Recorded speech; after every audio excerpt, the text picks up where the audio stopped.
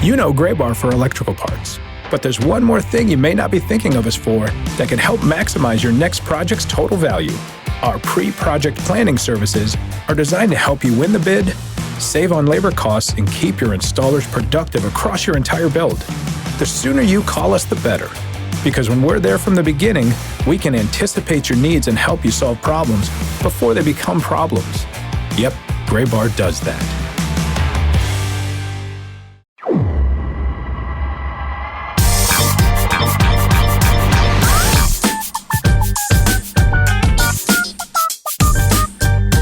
Hello and welcome to the latest edition of the Show Before the Show podcast from MILB.com. It's a muted start to the episode this week. I don't know why. We were just having a conversation before this and I was very normal energy level, and then I hit record and now it's like we're hosting an NPR show. Yeah, are you cold, Tyler? Like you got a hat on? I know it's I'm actually roasting. I'm roasting. So I have this little recording studio set up in my house, as people who listen to the show may be aware. I just like converted a closet in one of the bedrooms and hung up a bunch of soundproofing foam. I don't know if the soundproofing foam also acts as insulation, but I am burning up in here. I mean, probably. Also, the hat on your head that you are wearing indoors. It's true. I'm wearing well, it's because I have disgusting hair. I haven't taken a shower yet today. Oh, okay. All right. Good. See, this is payback now for you talking about my background and my apartment. Now I'm going to force you to acknowledge that you have bad hair. I walked right into that trap. Unbelievable. Yeah. Another rough start to the show for the guy who got mad at us for not talking baseball in his 1-star iTunes review.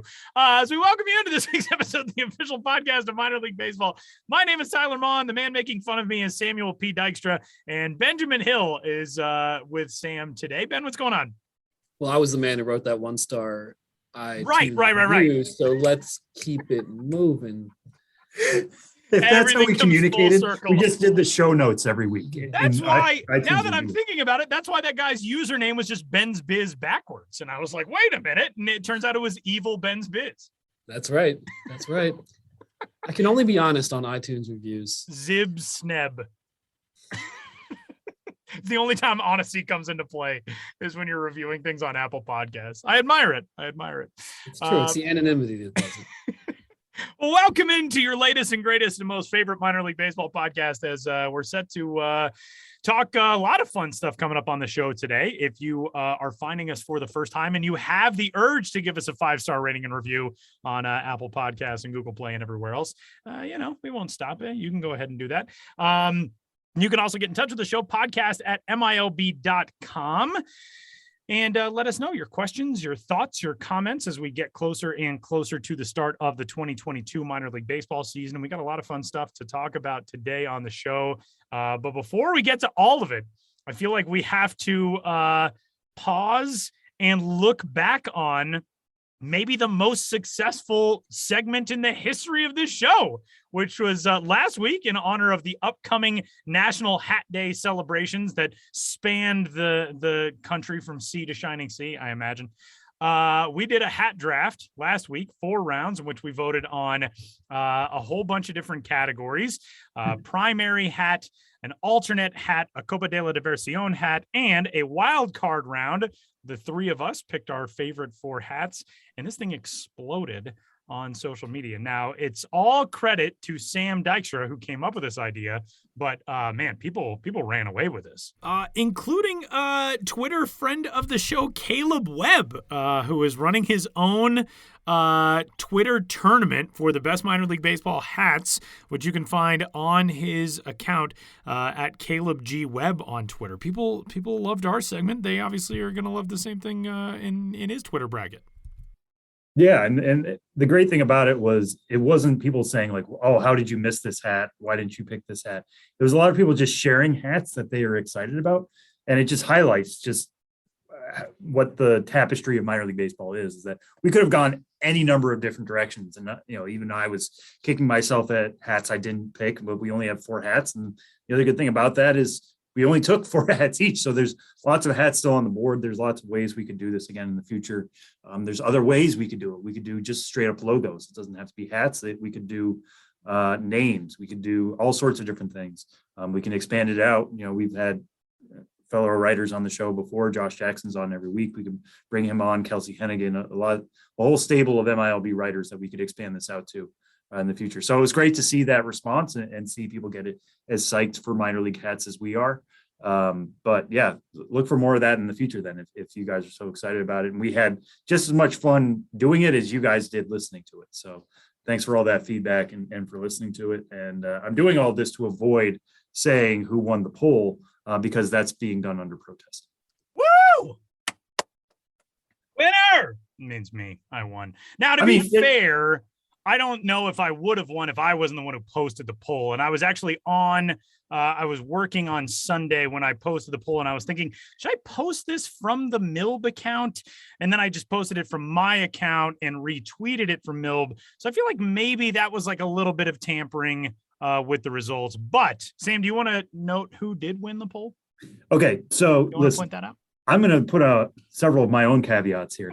Tyler mentioned that he tweeted out the poll. So yes, Tyler won, but he won with 48.9%, which is not a majority, but a plurality. I came in second at 31.1%. Ben came in third with 20%. So normally a lot of places in these United States, if there's not a majority win, there'd be a runoff. Are you suggesting that we do a runoff? I'm sort of suggesting we do a runoff at some point. Or we can let them hold and just know that everybody, you had your hand on the scales of these. And I will here on the podcast designate. I am not here to suffer these slings and arrows. Well, no. Allegations of voter fraud on my base of supporters, Sam. I'm just saying from henceforth to have clear and fair elections that you are allowed to tweet it from the MILB account.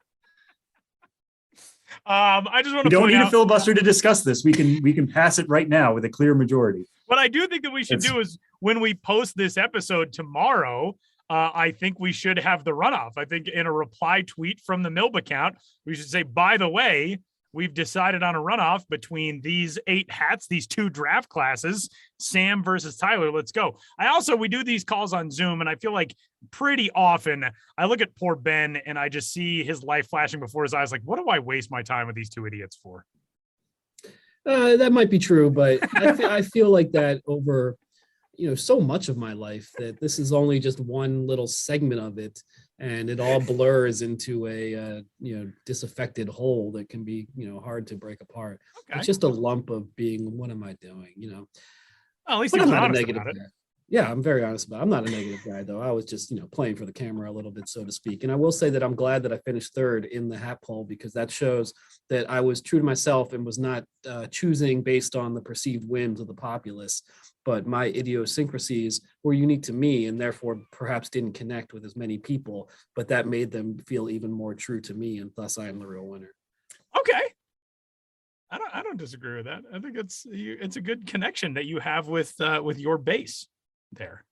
That's right. So enjoy your runoff, and I will run off to somewhere more fun and have better conversations somewhere else. We are but 2 of a sea of idiots that Ben has dealt with. That Ben has been saddled with dealing with throughout his life. Well, I'm very into this runoff idea, and I think we should probably coordinate that to go up on twitter.com later on this week. We are recording this on Thursday, the 20th of January, 2022. So be on the lookout. If you're tuned in on Friday, you can check at MILB on Twitter, and maybe that poll will be underway. So we do have so many different options now of things that we can do to expand this out, and inviting on other contributors from MILB.com is also a fun thing. I think we gotta start doing this. This is basically, we've been doing this podcast for 8 years, and it's just a way for me to maneuver this into only voting on our favorite hats from here on out. Yeah, I mean, maybe we'll put hats off to the side for a little while. Last week we did it for National Hat Day, which had a natural tie-in. Maybe give that a little bit of space, but like I said, maybe we do one of these a month, kind of keep them fresh. I dig it. Maybe in February we'll start putting in plans now to do it the first of the month. The first podcast of every month will be some sort of vote like this. Favorite home jersey from Low A. Favorite alternate logo from AAA East. Whatever it is, we got so many options. If there's something you guys want to see out there, if it's favorite stadium, which naturally dovetails into what we're talking about next, but If there's any topic you want to see covered in this way, let us know, and we'll add it to what will be growing Google Sheet very shortly. Favorite fake middle initial for Samuel Dykstra? There's only 26 of them, it's unless easy. we're going into Greek letters. It's easy. Well, we can't pick C because we're not having the real one. I mean, come on now. So with that, as Sam pointed out, favorite ballpark could be one of those things. And ballpark guides continue to roll out on MILB.com and MLB.com. I'm still working on Omaha, but we'll be firing that one off this week. Sam and Ben, I know it's a constant process around there. Ben, you've had Toledo most recently, correct? And you got a raft of ballpark guides coming up.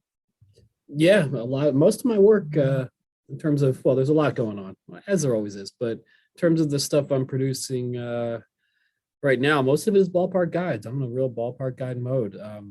Lake County Captains came out last week, Toledo Mud Hens earlier this week. I'm working on Fort Wayne Tin Caps now, so Ohio, Indiana. As I'm speaking right now, the most recent to appear was Toledo Mud Hens, and writing that ballpark guide, it reminded me just what a great ballpark that is. I've been there twice, and I think the first time was 2010, 2011, and it didn't make a huge impression on me. It was kind of an off night. But when I went again in 2018, with what the team had done since then, and also just being there for a blowout weekend game, just such a cool place to see a ball game. You know, it's in Toledo's downtown in the warehouse district. So the ballpark architecture and feel is, you know, that warehouse feel. And not only that, over the last several years, the team has bought several warehouse buildings in the immediate vicinity of the ballpark, and they call it collectively Hensville. And so there's just so much going on around the ballpark connected with the team. Some of the Hensville buildings, you know, which have bars and restaurants on the lower floor, have higher areas or rooftop areas that you can have as group areas for the game. And so there's just so many vantage points, really interesting architecture, a ton of history, you know, especially for the Mud Hens franchise, with that name going all the way back to 1896, with Toledo hosting a American Association team in 1884. And that's now considered a major league. And that team had Moses Fleetwood Walker, a black catcher, you know, who was the last black player to play in the major leagues until Jackie Robinson in 1947. So there's that bit of history. Mike Hessman, in much more recent years, the all-time home run leader, played there. And there's now like the Mike Hessman, you know, home run porch on the outfield concourse below the scoreboard, and on, you know, a funnel cake stand named after Jamie Farr, you know, who was, of course, Klinger on MASH, and he would wear Mud Hens gear on the show, and he made the team internationally famous through MASH. He's a Toledo native, and now you can get funnel cakes at Far Out Funnels, and on. But this is just so much going on at the ballpark, a city with great baseball history and so much to explore, and a team that is just, you know, kind of from a front office perspective, that is doing so much, running the team, running, as we've talked on this show before, also running the ECHL Orphan Initialism Toledo Walleye, and as well as all the Hensville buildings surrounding the ballpark, you know, post-game concerts. It's just wild. Also, when I was there in 2018, it was a DORA zone, DORA, and that maybe stood for like downtown outdoor recreation area. But anyhow, in that part of downtown where the ballpark is, and there's all these other places you can go around the ballpark, bars and restaurants, you can get your booze to go. So it's, you know, before, after, during a game, you can kind of do that more, what I associate with New Orleans or Savannah, and have that more just like, let's go here, let's go here, let's go here. The game's still going on over there, and there's a concert going on over here. So I don't know, maybe I fell in love with Toledo. It does sound like a very cool place. It's one that is high on my list to make here in the coming seasons in minor league baseball. And so you can continue to check those out at milb.com/fans/ballpark-guides. And with that, we're going to pivot to one news item before we dive into our interviews for this week. There is a new minor league team name that was supposed to be announced via some fanfare and an official unveiling party coming up on January 29th. It still will be, but it was also leaked onto the internet and confirmed. So the Sugarland Skeeters, the AAA affiliate of the Houston Astros, are said to become the Sugarland Space Cowboys. We're going to circle back on this when we have an actual logo to talk about. new marks, the new identity, and all of that. So didn't want you to think that we were neglecting it, but that story coming up not next week, but the week after, we'll finally get a chance to talk about that full on. And we've got a new segment this week as well, which is coming up after our interview, but it's the return of Ben's bookshelf. Benjamin Hill, a few years ago, would dive into baseball books and baseball related books and give us reviews on the site. And now we're going to do that on the podcast. Ben, 2 segments away, but give us a preview of what's coming up in Ben's bookshelf this week. Yeah, I always enjoyed the book reviews, but over the years, often had less time for it. Or maybe I read a book and it had a minor league connection, but it didn't seem right for a standalone article. And then I didn't have the blog and blah, blah, blah. I had anxiety per usual. I want to cover this, but how do I do it? And then I was like, that'd be a good podcast segment. And so this won't be a weekly thing, but just, as necessary, as needed. And of course, it doesn't just have to be Ben's bookshelf. I'm sure Sam and Tyler and maybe some of our coworkers would like to at times, highlight their own favorite minor league baseball books, but I think it's good to get books into the podcast. And for this debut podcast installment, I talked to a guy named Michael Lortz, who I've known for a long time, just through the internet and minor league baseball, the way you meet people of similar interests. But he's going to be talking about his book, Curveball at the Crossroads. And I had a good conversation with him, and glad to be talking books on the podcast and tied in with everything else. Get in touch with me, get in touch with the podcast, the Show Before the Show podcast, Twitter at Ben's Biz. However, let's talk about your favorite minor league books, or if you are an author or you are writing one or whatever. We're happy to keep on doing this. And our interview segment this week, which was a ton of fun. We just finished up recording a little while ago. Ben, give us the lead in. Yeah, well, as I said in the lead into the interview itself, so don't want to be too redundant, but talking to John Katz last week about transitioning from one sport to another and one country to another. He went from minor league baseball to soccer in the UK. It reminded me of Jarrah Vella-Wright, who I met in Chattanooga last year. I remember it was soon after I got to the ballpark. It was the first ballpark, AT&T Field, that I visited this season. And obviously I hadn't been anywhere in 2020 because no one had. So I was like, wow, I'm back at the ballpark. And one of the first guys I met at the ballpark, I was talking to right after I arrived. And after a few seconds of conversation, I was like, I think this guy has an accent. And I was like, I think he's Australian. And then, of course, as a writer, I'm like, hey, we should talk later on. You might have an interesting story. So we spent the last inning of the game talking about his story. I was unable to convert it to an article in the wake of my trip, but I never forgot you, Jarrah Vella-Wright. And we now have him on the podcast today, and happy to talk to him. And we enjoy talking to people with, interesting front office careers, who came from, maybe backgrounds or career paths that are outside the norm.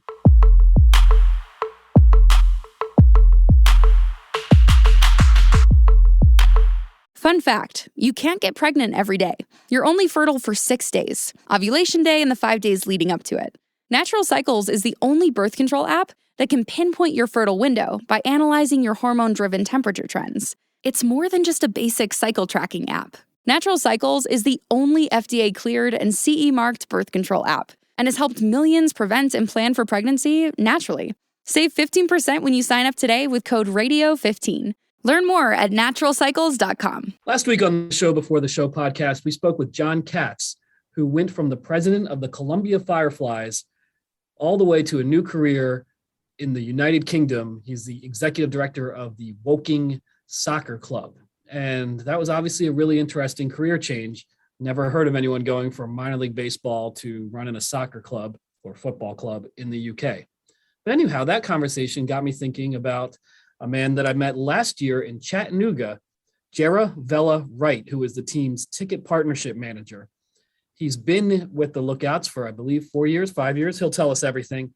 But he is a native of Australia. And that's a long way to grow up in Australia and then be working in the trenches in a minor league baseball front office in Chattanooga. So Jarrah, he is here, and he will tell us about his unique career. Thanks for being here with us today. Hey, guys. Yeah, thanks for having me.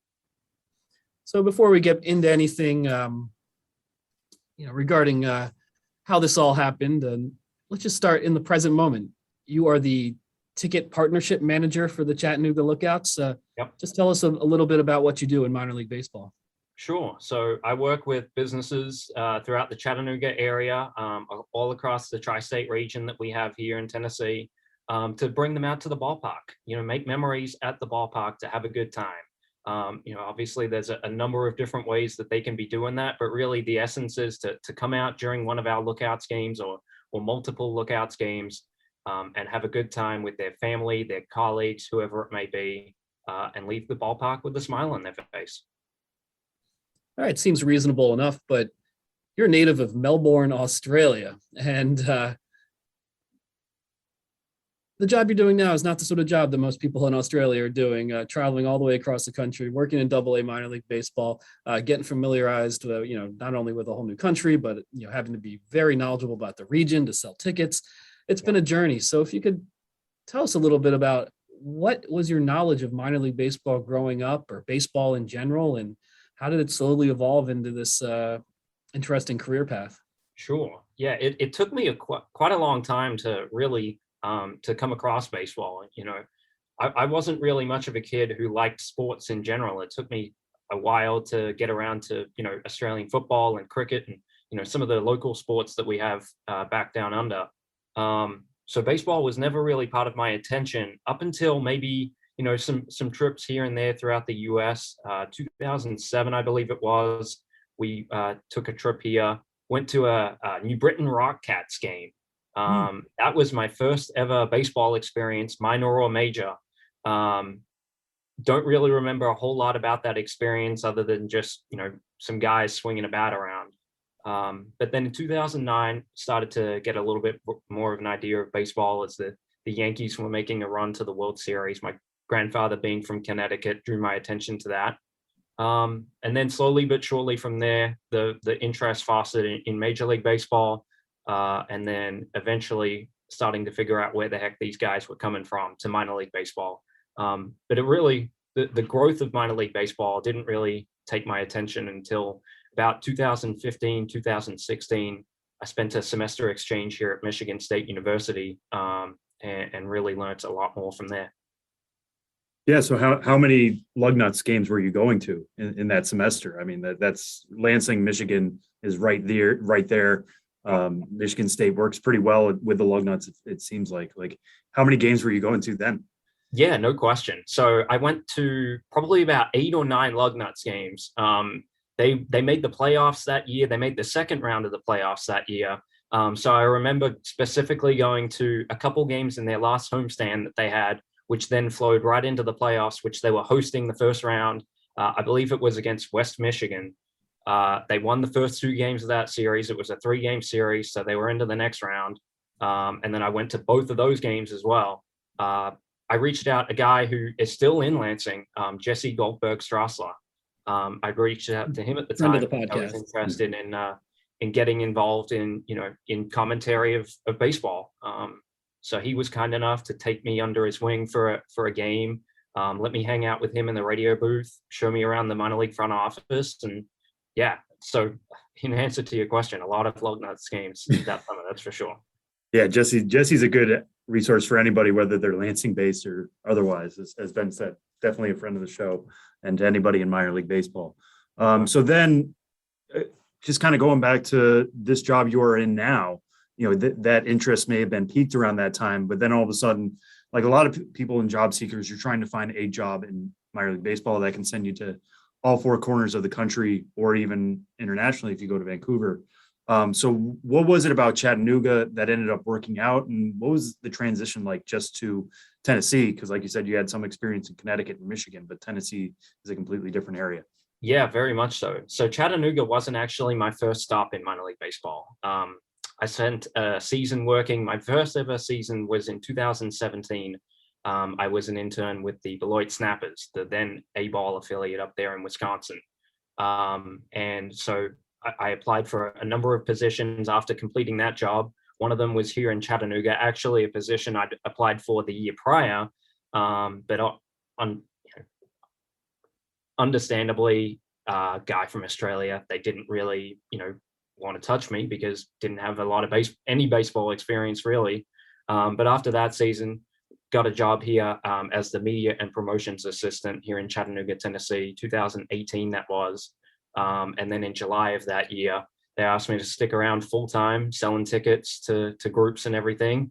And so that's where I've been ever since. That was my number one goal when I came here to Chattanooga, was to stick around, and been able to do that. Jarrah, when you explain to people back home what your job is, I would imagine there's a lot of like, wait, you do what now? What, how are the conversations like with people back home in Melbourne? Yeah, it's complicated. Honestly, I tell them that I work in a small town and try and bring everyone to that city to baseball games. That's essentially what it is. It's really minor league baseball and getting into it, even for Americans, is kind of complicated. Most of our fans don't understand what we do on a day in, day out basis. And they don't understand why the heck that we're here on January 20th, when baseball season doesn't start until April.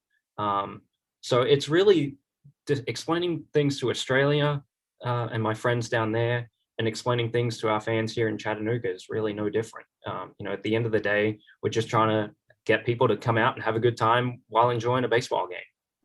You also spent a little bit of time with the Melbourne Aces back home in the Australian Baseball League. And, baseball in Australia is probably like a third tier sport in terms of popularity and size, but certainly growing over there. What was your experience like getting a chance to work in the ABL, especially with some MILB experience and now being, back in the minor leagues full time? What was that like? Yeah, it was very much the beginnings of where I'm at right now. There was, being a small team and everything like that, it took me a while to realize that, there was a lot more to baseball than just, the Australian Baseball League and everything. But just all the fan engagement that they were doing, all of the stuff outside of the baseball diamond, right? You kind of think about all the stuff in between foul line to foul line. But that gave me a great understanding of everything outside of that, all of the sponsorship that goes into it, all of the importance of, recognizing a Toyota during an innings break, or selling tickets, getting people to the gates and everything. So yeah, the Australian Baseball League has certainly grown over the last couple of years. Having guys like Ronald Acuna Jr. Down one end of the spectrum, and then a retired Delman Young or Manny Ramirez signing with the Sydney Blue Sox, not being able to play down there, but still signing there. It's very much a little taste of what you can experience in minor league baseball. And, I would even say put it below the standards of rookie ball and everything like that. The quality of baseball is definitely growing. But if you want to get a good little taste of Australia, and come on down, have a nice summer and stuff like that, spend a couple months down there, why not? When you are working in minor league baseball as an Australian, you obviously have a very unique background, and it's neat how many people actually are connected to baseball who come from Australia. Have you come across, whether it's players or fans who are, Australian baseball fans are very dedicated. If you get somebody who comes through the ballpark and happens to be Australian, they're going to be somebody who's probably interested in seeking you out. You're also affiliated with the Cincinnati Reds, who just made a signing out of Australia, I believe out of Queensland, with Ben Walmsley, who's a 17-year-old pitcher. Have you come across many other people since working in baseball that you kind of get to, talk about Vegemite and kangaroo sausages with? Yeah, Australians are certainly few and far between around here. I've had certainly a couple of fans who might be here for vacations, or they live in the US and they're just in Chattanooga. So anytime that there's an Australian in the ballpark, it's generally made known to me via one of my colleagues or one of our game day staff. They're like, hey, there's someone who sounds like you might know this person. Exactly. They think, we're brother and sister, or, friends from down the street. It's like when a New Yorker meets somebody who's from a state that you're from, and they're like, oh, I know a guy who's from Montana. You probably know him. Sorry to the two New Yorkers on the show. Very much so. But my number one, coming across of Australians, 2018 lookout season was my first year, as I said earlier. And we actually had not one, but two Australians on the roster to start that season. So we had a pitcher by the name of Todd Van Steensel, But then we had another friend of the show, everybody's favorite. great guy from Queensland himself. But then we had a guy, Lewis Thorpe, who I believe is now up on the major league roster with the Minnesota Twins. He is. I'll drop a bombshell here. He and I were actually clubmates as kids. So not only did we know each other, we played together at the same baseball diamond in Doncaster, Australia. So that was crazy to me, landing here in Chattanooga, and a guy who I hadn't really seen in a few years, but spent a few years playing baseball with him. His parents came up later on in that season, and yeah, so it's very much a small world. Yeah, and kind of along those lines, like Liam Hendricks right now is arguably the best closer in Major League Baseball. Yeah. We see some of these things about players from Japan, people staying up to watch Ohtani, and I'm not saying he's at Ohtani's level, but is there that kind of fan base that's like staying up to watch White Sox games or Twins games or, whatever else? Curtis Mead is another guy coming up through the Rays system right now. Like, is there that type of fan base that's constantly talking about the guys here in the majors, or how does that kind of work back home? How does that trickle down? Yeah, there is certainly that fan base. There's a lot of American expats in Australia that will also be talking about it. If you spend a few months around a baseball field in Australia, you're gonna come across naturally a lot of Americans, probably a few Canadians as well. So there is definitely that fan base. We'd always be talking about as kids when I was playing baseball, those guys who are up and coming. I know Trent Olgin back in the day, to blast you guys back, an outfielder for the Dodgers for, I don't know, he had a cup of coffee in Major League Baseball. There is certainly that conversation about them. And, honestly, I'm rooting for guys like Hendricks and Mead and, these, obviously Lewis. We're such a sports driven nation. We take great pride in all of our sporting individuals or teams who represent Australia across the world. That it's certainly one of those things where I'm absolutely rooting on those guys, and constantly checking up and seeing what Liam Hendricks is doing. And just to kind of go back to your day job, basically, because we're looking back at so much of what we've talked about on the show the last few weeks and months, is that 2021 for a lot of people felt like a dress rehearsal, right? It was good to have baseball back. It was good to have people back in the stands. But everybody was kind of finding their footing, and 2022 can kind of be that launching point. So when you guys are looking at selling tickets and trying to bring people out to the ballpark in Chattanooga, what kind of plans are you guys putting in place, or what is the overall strategy going to be for this upcoming summer? Yeah, certainly it's quite a challenge at the moment. 2021 was a good little taste of what to expect.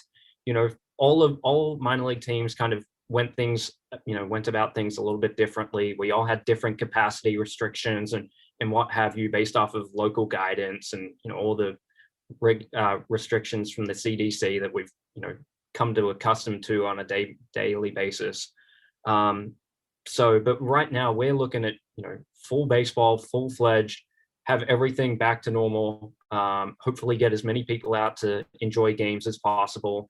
And for us, it's kind of almost a flashback to 2019 and picking up from the end of 2019 rather than the end of 2021. But just because it was so much of an anomaly for us, and all of our attendance numbers and everything like that is so different. So we certainly understand that there's going to be a lot of masks probably around and what have you around the ballpark, and certainly a few changes to 2019.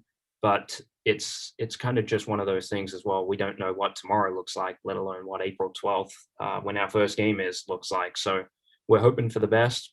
We're working at, playing 69 games here this year, and having as many people as we can, but understand and ready to roll with the punches, whatever they may be.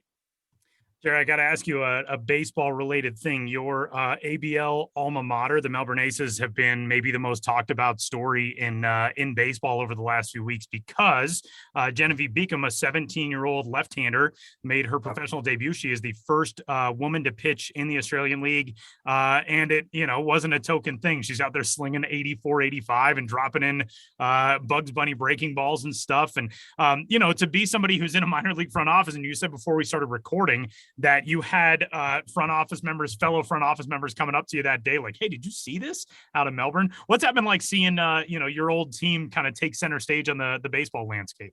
It's awesome. I mean, it's completely unheard of, to not have any sort of other chatter about, Major League Baseball, minor league baseball, or, even Venezuelan baseball, to be thrown around. And instead it's the Australian Baseball League. And yeah, the team that was my hometown team. It's fantastic. I think it's only a good thing for the Australian Baseball League. No matter how much, any way that you can get publicity for that league, good publicity, of course, and in the vein that it is, to get people to go down there and, even just be thinking about it. If you're an American taking a vacation to Australia anytime soon, to just check out a game or two. It's a lot of fun. They do a great job at what it is. And for Chloe specifically, I am hoping nothing but the best for her. I'm excited to see. You said she's 17. There's a long way to go between 17 and even 22. So I'm excited to see what she can be doing with her career, and excited to see where it's going to go. Got to talk to her and her manager, former big leaguer Peter Moylan, a couple of days ago, and Moylo noted she's added 14 miles an hour to her fastball in the last year. 14 miles an hour, and she's 17. She's just now getting in the weight room, all that. That is not a token story. That is a very exciting and legitimate baseball story that everybody should keep an eye on. Absolutely. And Peter Moylan as well. Great ambassador, I will say, for Australian baseball. Among the most charismatic people you're ever going to talk to. And Jarrah, going back to your day-to-day with the Chattanooga Lookouts, obviously a big part of the offseason is obviously planning for the coming season, a lot of brainstorming, throwing ideas against the wall to see what sticks. With your unique perspective, are there elements of Australian culture, whether sporting culture or otherwise, that you think, hey, this could work in Chattanooga, whether it's music over the PA, certain concession items. I don't know about Vegemite or kangaroo sausage, like Tyler was saying, but just things that might not be in the minds of the average American that you say, hey, you know what I've seen before? You know what might work? That's a really good question, because I kind of think that a lot of aspects that you see in Australian sports has been taken from American sports. A lot of aspects of Australian, not culture, but, a lot of things that work in Australia have been taken from the United States or another part of the world. So no, not really. I mean, I wouldn't be opposed to playing a little bit more AC/DC or some INXS or, some Midnight Oil around, during the Men at Work. Men at Work. That's where we draw the line. I love that song, but yeah, I hear that song enough on a daily basis as it is. I do remember how shocked I was at they play this song everywhere all the time down here. I come from a land down under. I was very surprised by that. All the time. But so Men at Work, we can definitely draw the line. But, a lot of Australian music, in terms of food and everything like that. So there is something, a meat pie. It's just basically a ground beef pie that's in your hand. It's no bigger than, say, a large cookie or something like that, with some tomato sauce on there. I would definitely be, there is certainly some foods and what have you. Ben, you mentioned Vegemite. I think we could do a lot of great things if the Chattanooga Lookouts wanted to have some Vegemite in the concession stands. Some cheese. Let's just put great things in quotes there for a Vegemite conversation. Let's just reinforce that. There's a lot of great opportunities with that, but in terms of the in-game product and everything that's going on, I think minor league baseball has it down to a T. Yeah, let's. I agree though. Keep throwing ideas out, and you never know what might happen. But it's an incredible incredible thing that each of the 120 teams do around the country, keeping fans engaged and entertained. Well, I, for one, hope to see Australian night on the Chattanooga Lookouts 2022 promotional schedule. Vegemite sandwiches, oil cans of Foster, Midnight Oil playing over the PA. And hey, can we sing the Australian national anthem before that game instead of the American national anthem? Everyone's heard the American national anthem 160 odd times. That would be great. And the Australian national anthem is beautiful too. Yeah, and to close out this interview, we would like to ask you to please sing the Australian national anthem. We will stand and remove our hats. No, sir. I will not be putting myself through that embarrassment. That if I were to start even singing the first line of that is something that a lot of people will never let me live down. So I'm gonna maybe, Ben, when you come next, come to Australia, come to Chattanooga. Maybe they're both sort of down under. Chattanooga's way under you guys. Yeah, well, I look forward to that then.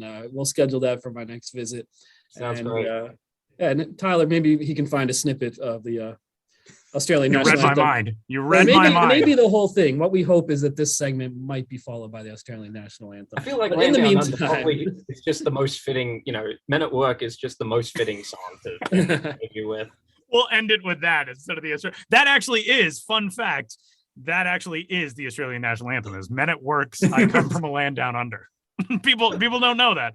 When they stand atop the podium in the Olympics, that's the song that plays. Not true. That's a lie.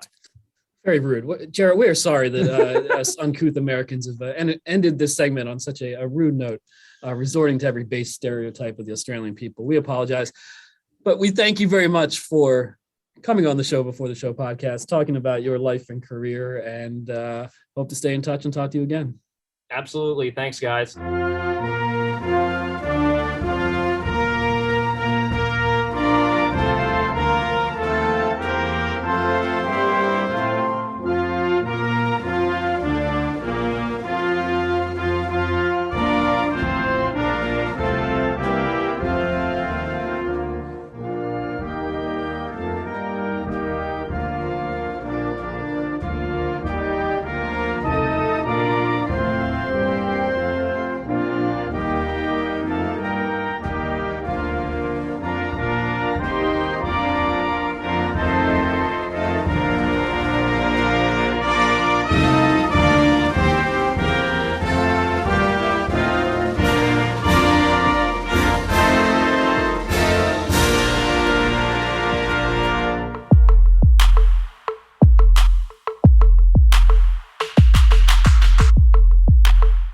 Come to DSW for the shoes, stay for the fun. Because, let's be honest, if shoe shopping isn't fun, are you even doing it right?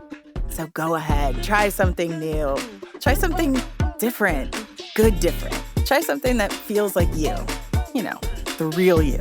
And then definitely brag about it later. Because at DSW, you've got unlimited freedom to play.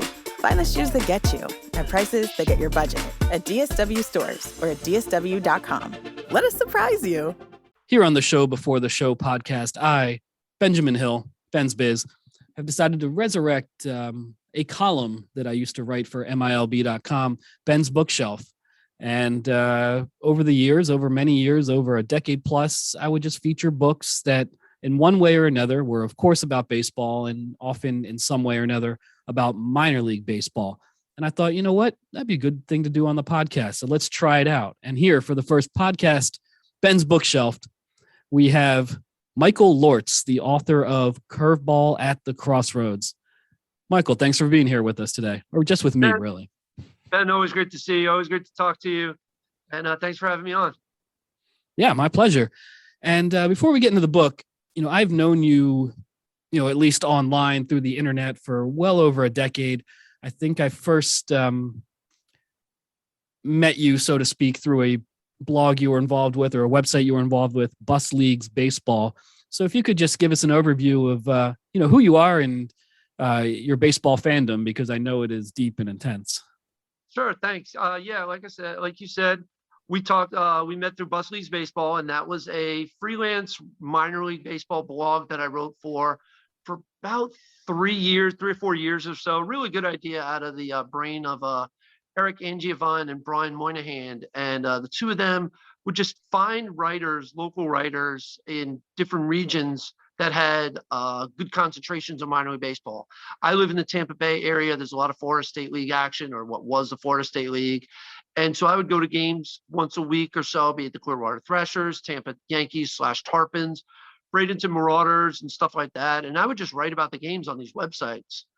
And we do game recaps. We do interviews of prospects, interviews of whoever. I think I interviewed a bus driver once. I interviewed the concession stand folks, just to get that real feel for minor league baseball. And we did it on an independent blog. And obviously you were doing what you were doing with minor league baseball at the big level, for the actual organization. So we always kind of looked up to you. It's kind of like the granddaddy of us all, And, but yeah, I did that for a few years. That was always writing about baseball has always been my side gig. I work as a government contractor. I've had various different jobs working with the U.S. military for most of the last 15, almost 20 years. And, I've always felt like baseball is just a great escape. I get out of work and I just go to a game, grab a beer and a hot dog and just sit in the bleachers. Even if it's just me and a $5 ticket, Tampa Bay, we have so much baseball between the Rays, the minor league, spring training. It's sort of a baseball paradise. Yeah, absolutely. And sometimes bleachers and beer is really all you need to have a good evening, and you don't even need anyone else. Just sit down and enjoy the game.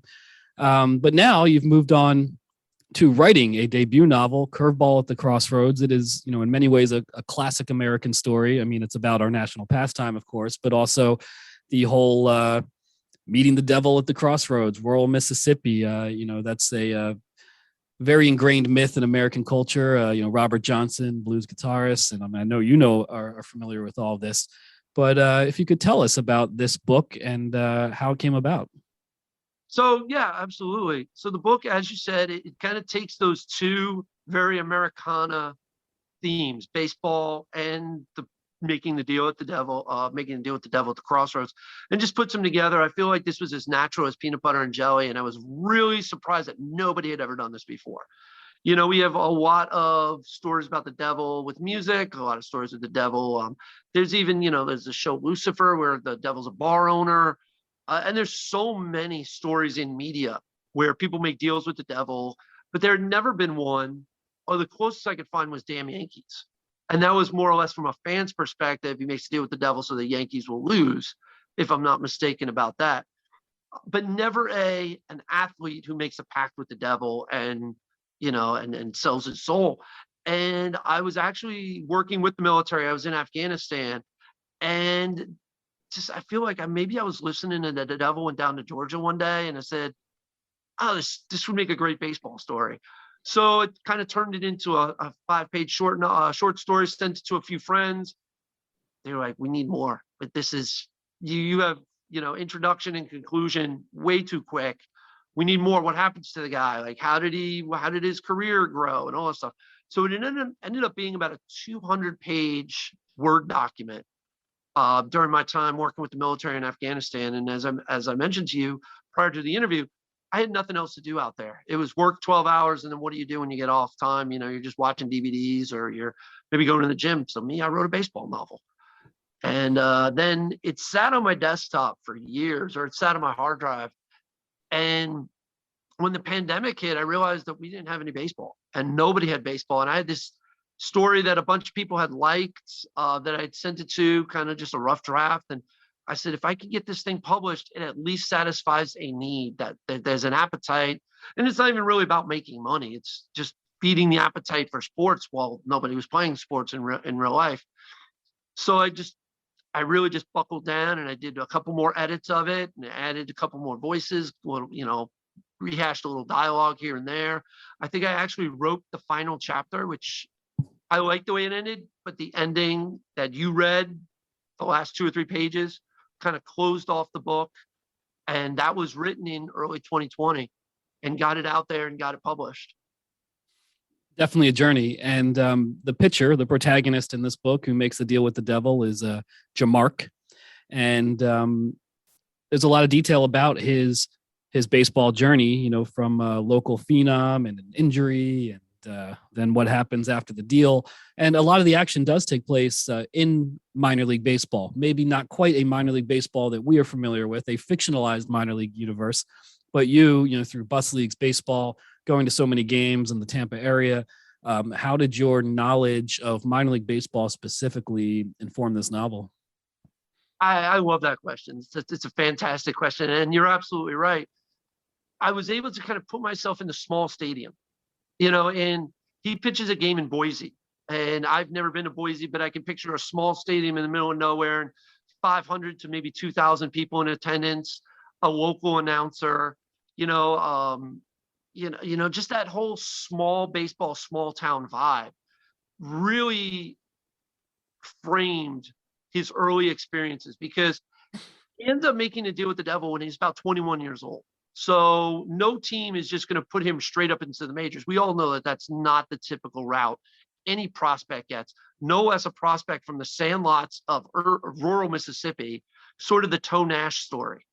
If you remember Toe Nash from back in there, he was definitely a model in just this guy. One scout sees him, one scout signs him for, I think, $700 and new tires on his car. And so it's just this real shoestrings, low budget story of him. I say, like, after he encounters a minor league record along the way, and after that he's able to order a pizza with his minor league salary. So it is that reality that minor leaguers are really living by their shoestrings, and some of it is low budget. There is only one reporter covering a game, and that one reporter might be a college age student who's just trying to get some quotes to build her portfolio. So I definitely really played into that without going super in depth, but there is some baseball insider stuff there. And if there's a game in Durham, I had to put a game in Durham. I mean, if he's going through the minor leagues, he has to play at Durham at some point.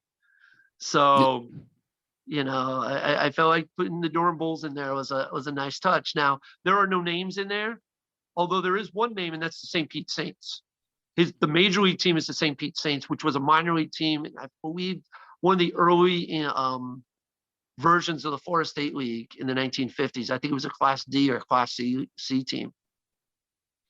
There you go. Real life informing fiction, I guess, as it so often does. You have to live a real life if you're going to write some fiction. I'm making very profound statements here.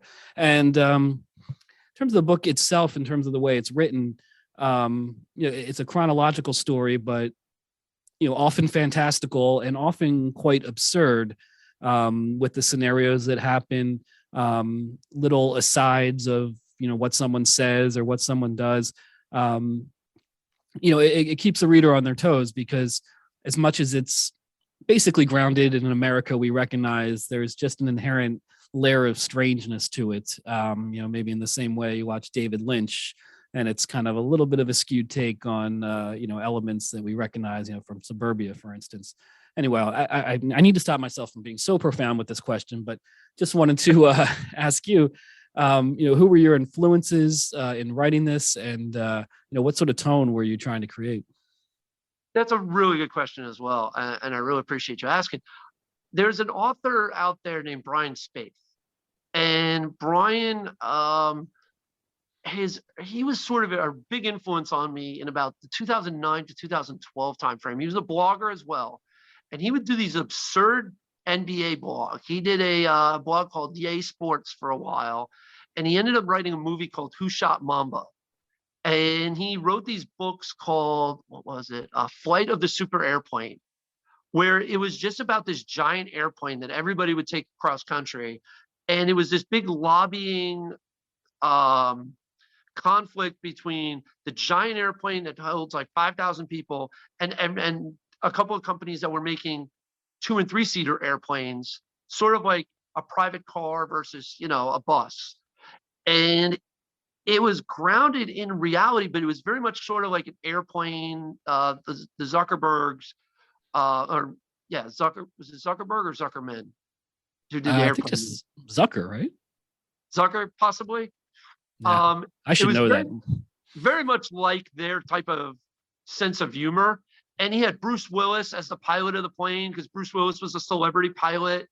it was just really absurd, but it was really, there was a lot of plays on words in there and a lot of just ways to take things. And I was just like, wow, here's this blogger, creative writer who wrote absurd takes about the NBA and would put his own characters into games. And it's like, this is a huge, he would pump out like a book a year of the Super Airplane, prequel to the Super Airplane, sequel to the Super Airplane.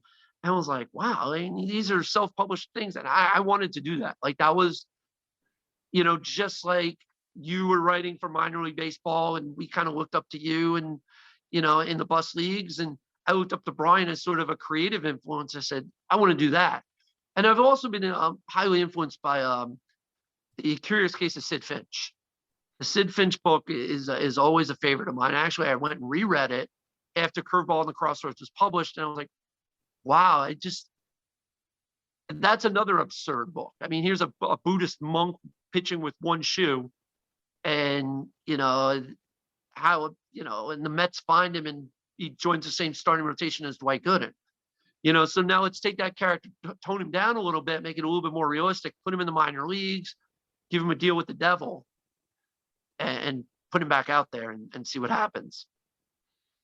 Yeah, well, it's mythical. It's American. It's absurd. And if you want to see what happens, you have to read Curveball at the Crossroads by Michael Lortz. So now the most important question to wrap up on, if someone wants to read this book, how would they go about doing that? So it's available on Amazon. It's available on Barnes & Noble, Walmart, anywhere you can order a book. I also have books. If somebody wants to message me, I can sign a book, and send it out to them. So I always keep a box of books in my living room at all times. If somebody wants a personalized book, we can definitely Venmo, PayPal, Cash App, everything like that. So Amazon and everywhere fine books are sold.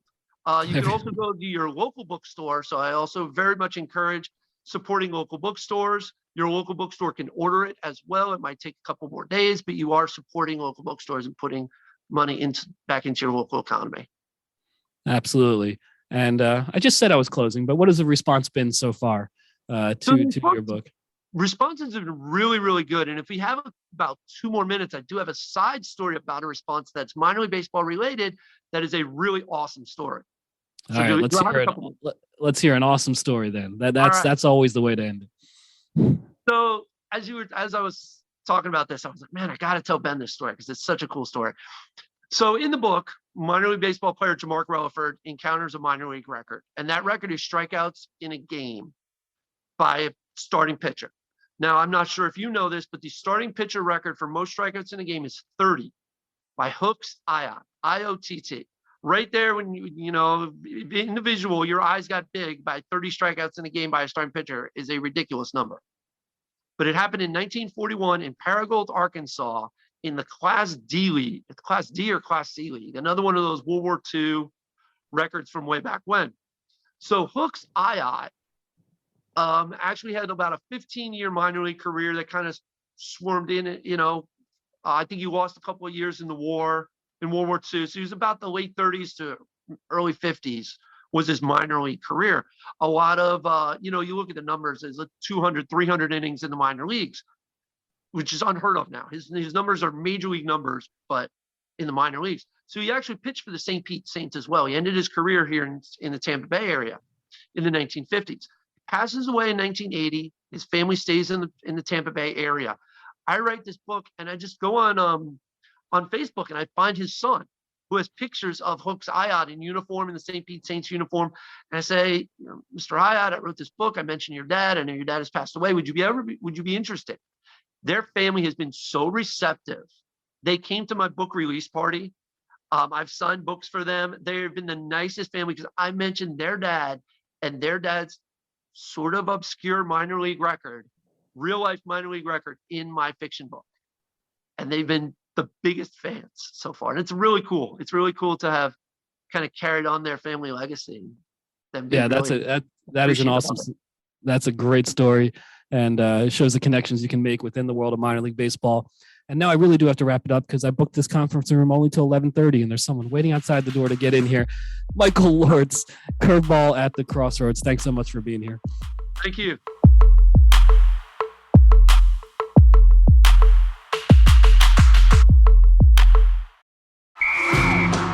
right, listen up, nacho chips. Quiet down, crispy potatoes. This is the moment Velveeta's been preparing you for, and you're not about to crack under pressure. Today's the day to go all in on the drip. Velveeta's Heat and Eat Queso is the MVP of any game day spread, so stick by them, and you'll be golden. Now get out there and make delicious history. No tailgate party is complete without Velveeta.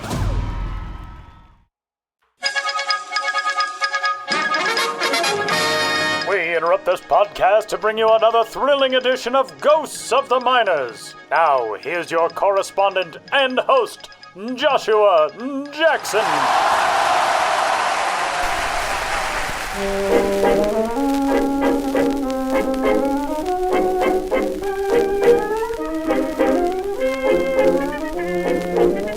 Welcome back to Ghosts of the Miners, in which all of you out there in Radioland must identify the legitimate historical ball club hiding amidst the fraudulent pair.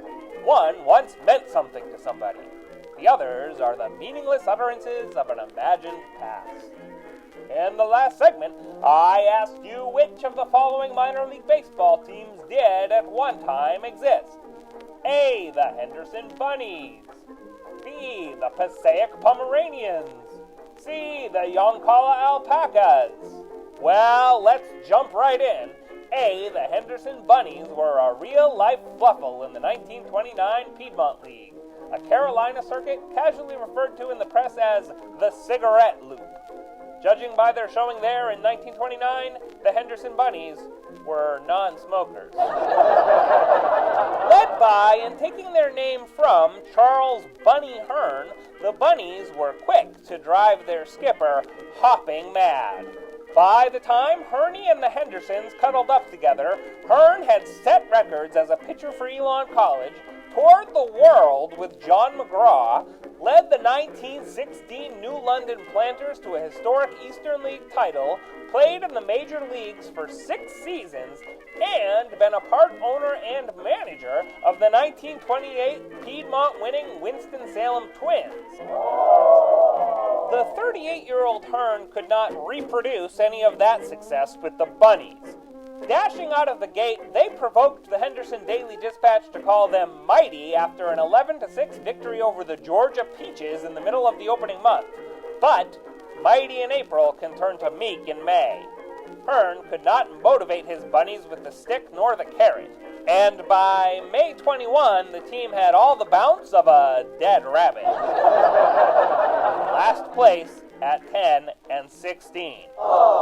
Bunny Hearn had it up to his ears. 4 days later, on a Friday, the Wilson Daily Times reported, Bun Old Stuff Hearn resigned as manager of the Henderson Bunnies of the Piedmont League last night. Club owners stated that they were surprised by the resignation and accepted it with regret.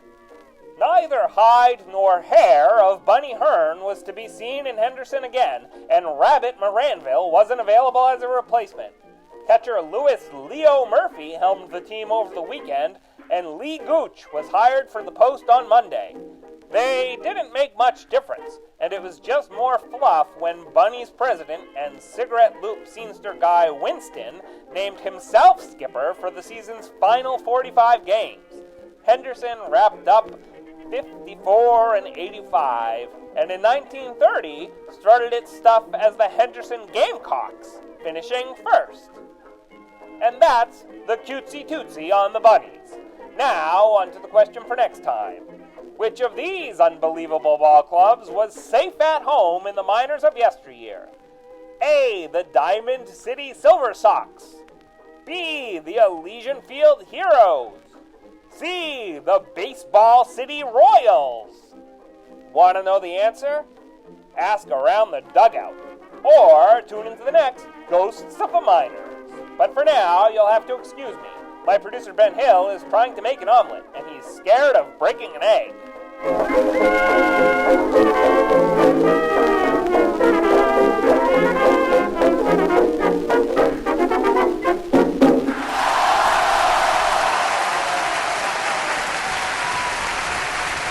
Big thanks to your friend and ours, Josh Jackson, for swinging by with this week's edition of Ghosts of the Miners. And that'll just about do it for this week's episode of the show before the show. What did I neglect to mention? Anything? No, I don't think so. It's just, it's funny coming out of that ghost segment because I feel like that might have been the most pun-filled one we've had yet. I know every single week when Josh writes these scripts, they're hilarious and packed to the gills with any reference he can to go back to, the team name. But this had so many rabbit puns. Like I remember thinking, oh, great. I have so many ideas that we need to make sure to get into this one. And I don't think there was any stone left unturned. It's incredible. If you have any more rabbit puns, we're all ears. He is that one took me a second. He is, I mean, we have the three pun masters between you two and Josh Jackson for working on these scripts from week to week. I let you all handle it because I know that anything that I will contribute is not going to be nearly as funny. So it's all fantastic work from Benjamin Hill and Sam Dykstra and Josh Jackson as well. And you can get in touch. If you've got, as Josh said on our ghost specific segment, if you've got a team from your town, from your area, even just from your brain that you came across at one point that you think, oh, that'd be a fun Ghost of the Miners segment, please get in touch and let us know. podcast@milb.com. And that'll do it for this week's episode of the show. Big thanks to all of our guests and for Benjamin Hill and Sam Dykstra. My name is Tyler Maughan. We'll talk to you next week.